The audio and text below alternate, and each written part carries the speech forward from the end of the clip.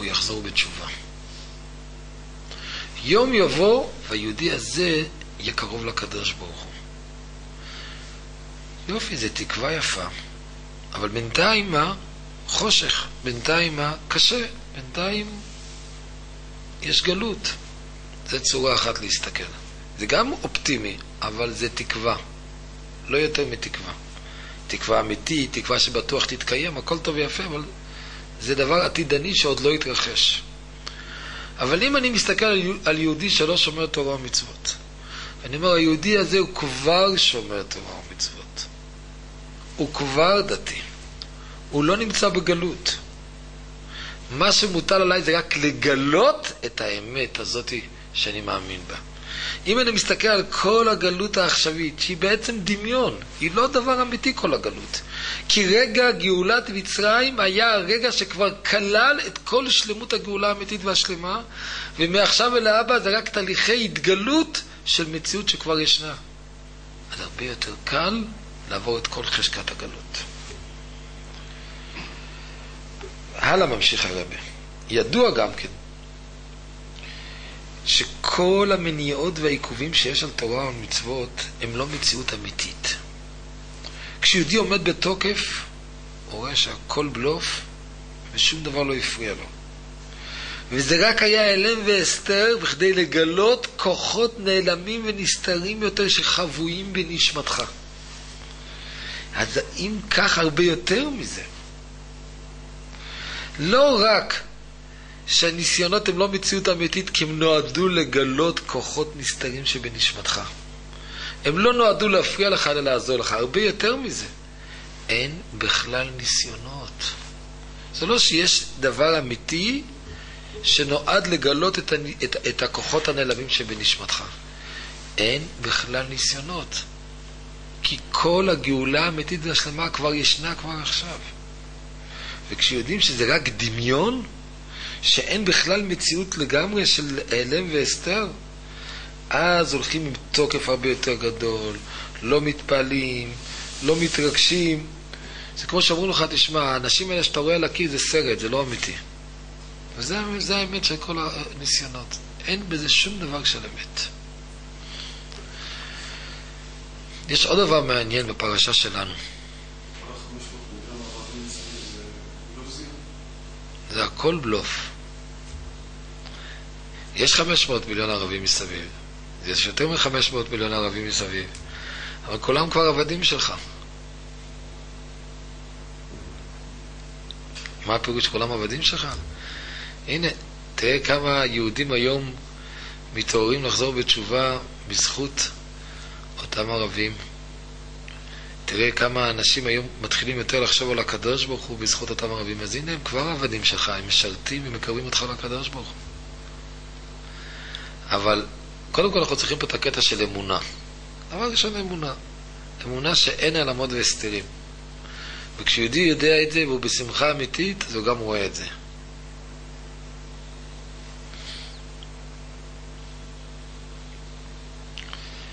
יש עוד דבר מעניין בפרשה שלנו. בסוף השבוע שעבר אנחנו קוראים בפרשה שמשה ואהרון מגיעים לפרעה, אומרים לפרעה, תוציא את היהודים ממצרים. אומר פרעה, מה זה הדבר הזה? עכשיו התחיל פתאום לחשוב לי על גאולה וכל מיני דברים. אני אעשה דבר כזה, אני אעשה שאנשים יעבדו כל כך קשה עד שלא יישאר להם זמן לחשוב על הגאולה.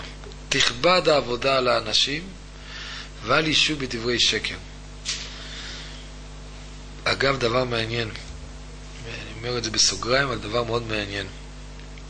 המדרש אומר שהיהודים היו נוהגים כל שבת לנוח, הם לא עבדו בשבתות.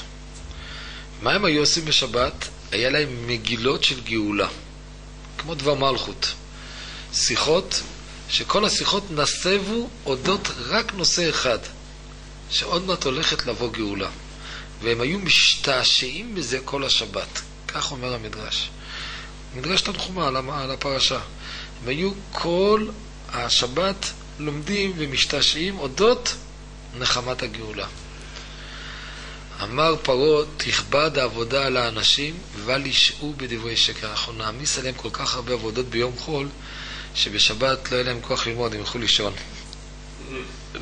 פשוט לא יהיה להם שום אפשרות להשתעשע בנחמות של גאולה. כך אומר המדרש תנחומא. שינה בשבת תענוג. הבעל הטורים אומר עוד דבר מעניין, הוא אומר, מה זה תכבד העבודה על האנשים ואל ישעו בדברי שקר? אז אומר הבעל הטורים כך, שפרעה יש לו ניצוץ קדוש, ופרעה בעצמו מצד השורש שלו, מצד הניצוץ שלו, רצה שיהודים יצאו משהו יותר מהר ממצרים ויגיעו למתן תורה. עכשיו, פרעה אומר למשה ואהרון, אתם באים ומבקשים ממני להוציא את היהודים ממצרים, אני לא אשם שהם לא יוצאים. אתה יודע למה הם לא יוצאים? כי הם לא מבקשים משיח באמת. הם מתפללים על הגאולה, צועקים על הגאולה, מבקשים על הגאולה, אבל לא עם כל האמת.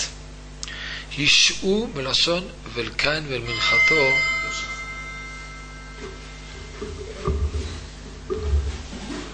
לא שעה.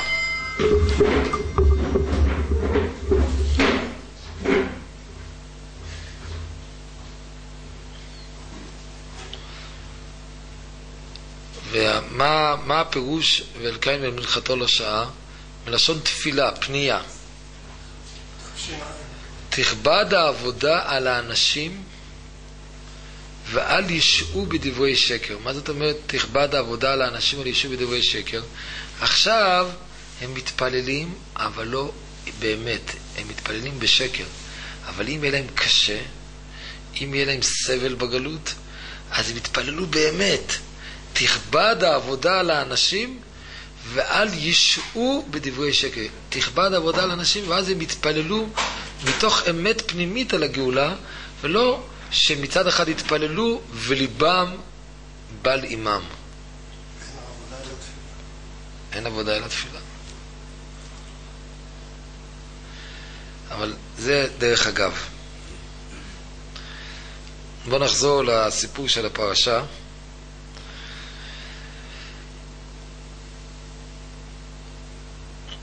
הוא מכביד את העבודה על האנשים, ומשה רבינו פונה לקדוש ברוך הוא, הוא אומר לקדוש ברוך הוא, ריבונו של עולם, למה ראות לעם הזה? למה אתה עושה להם כל כך רע? הרי באמת, מאז באתי לדבר בשמך אל פרעה, הרע לעם הזה, והצל לא הצלת את עמך. שום דבר לא יצא מזה, יצא מזה רק יותר צרות. אמרו לו הקדוש ברוך הוא, עכשיו תראה מה שאני אעשה לפרעה. טוב, יפה מאוד. אבל איפה התשובה לשאלה? אין תשובה לשאלה. עכשיו תראה, יפה, בסדר, מה עכשיו הכל יהיה בסדר. אבל למה ראות לעם הזה? איפה התשובה על השאלה הזאת? איך יכול להיות שבאים לעזור לעם ישראל, משה ואהרון, וכתוצאה מפעולותיהם רק מתגבר חושך הגלות? מה זה הדבר הזה? מה התשובה לשאלה הזו? אומר הרבי דבר נפלא. התשובה לשאלה הזאת מופיעה אצלנו בפרשה. ואירע אל אברהם, אל יצחק ואל יעקב בקל שין דלת יוד. ושמי הוויה לא נודעתי להם. לכן אמור לבני ישראל, אני הוויה. פה נמצאת התשובה לשאלתו של משה, למה ראות על העם הזה? מה התשובה לשאלה?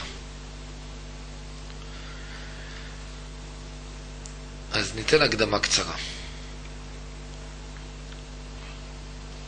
מה זה שם שין דלת יוד? ומה זה שם הוויה? שם שין דלת יוד זה הקדוש ברוך הוא, כפי שהקדוש ברוך הוא צמצם את אורו לברוא עולם. לכן קוראים לזה שין דלת יוד. שאמרתי די. מה זה די? מספיק, עד כאן. להגביל את האור האלוקי. סוד הצמצום זה סוד של שין דלת יוד.